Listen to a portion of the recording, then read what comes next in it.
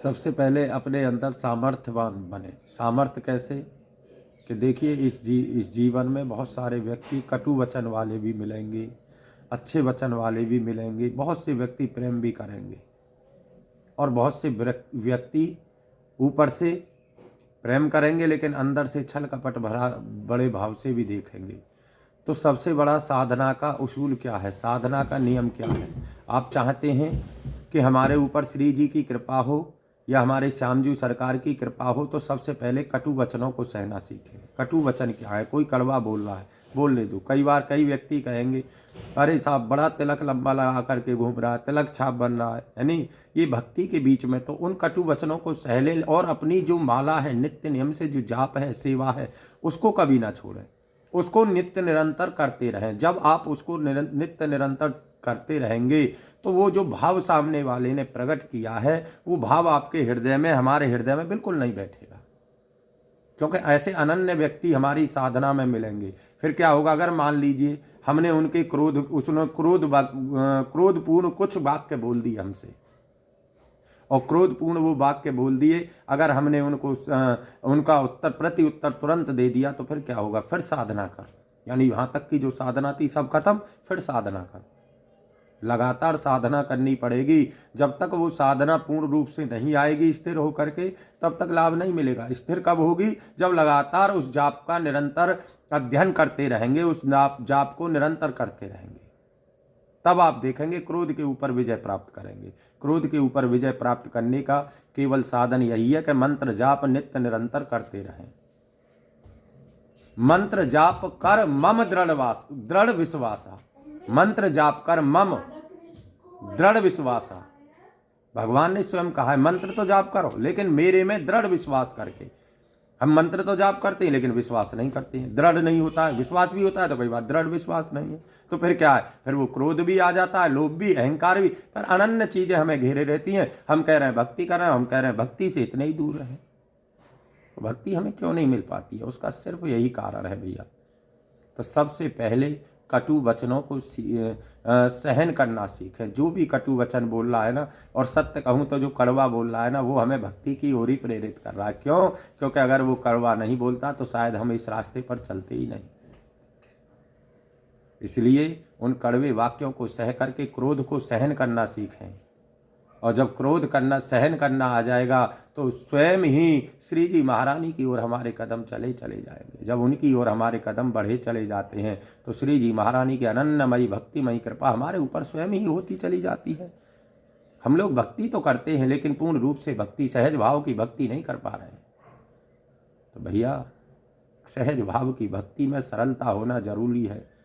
सरलता, दयालुता, कृपालुता, भावता, वो भी निष्काम पूर्ण। इसमें कोई निष्काम ना हो, कोई कामना ना हो। अगर कामना आ गई वहां तो वो सहजता भी खत्म हो जाती है। ये बड़ा अनन्य भाव है, प्रेम भाव है। प्रेम, इसको रसिक जन जानते हैं।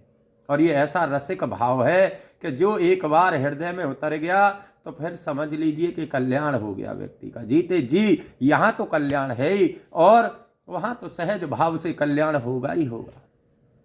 तो नित्य निरंतर इसका ध्यान करते हुए, श्री जी के अपने आप को श्री जी के शरणों में समर्पित करते हुए, अपने आप को कटु वचनों में अपने आप को मिथ्या न घेरें। वो एक मिथ्या है, मिथ्यारंभ है। उस कटुता से बचने के लिए एक ही उपाय है, और वो उपाय क्या है? ऐसी कटुता से अगर बचना है, ऐसी कटुता को अगर हृदय में ना सुमरें, ऐसे कटुता पूर्ण वचन हमारे हृदय में ना आए, तो उसके लिए केवल हमारे पास एक जाप भाव ही है। उस जाप का नित्य निरंतर हम अध्ययन करते रहें, जिससे कि वो क्रोध हमारे ऊपर हावी ना हो। अन्यथा बार बार भक्ति करेंगे और बार बार भक्ति क्षीण हो जाती है। और उसको प्राप्त करने का यही साधन है कि अपने आप को उस मंत्र के भाव में ऐसा बसा दें कि सिर्फ आपको उस मंत्र के अलावा संसार में कोई दिखाई ना दे। एक बुजुर्ग महिला थी, इस बड़ी सेवा करती थी मंदिर में, बहुत समय से मंदिर में जाती थी। एक उदाहरण दे रहा हूँ आपको। एक दिन क्या हुआ, मंदिर में देखा और पुजारी जी से कहने लगी कि हे पुजारी जी, अब हम मंदिर नहीं आएंगे। पुजारी जी को बड़ा आश्चर्य हुआ, आप तो बहुत दिनों से मंदिर आती हो, अब क्यों नहीं आओगी, क्या बात हो गई, कहीं जा रही हो क्या माता जी? उन्होंने कहा नहीं, जा नहीं रहे हैं, अब ऐसा लगता है कि मंदिर में बहुत भीड़ हो गई है। तो पुजारी जी ने कहा अच्छा ठीक है, एक काम करो माता जी, अब मेरे कहने से आज आप एक काम कर दोगी? बोले हाँ बताओ क्या काम करना है।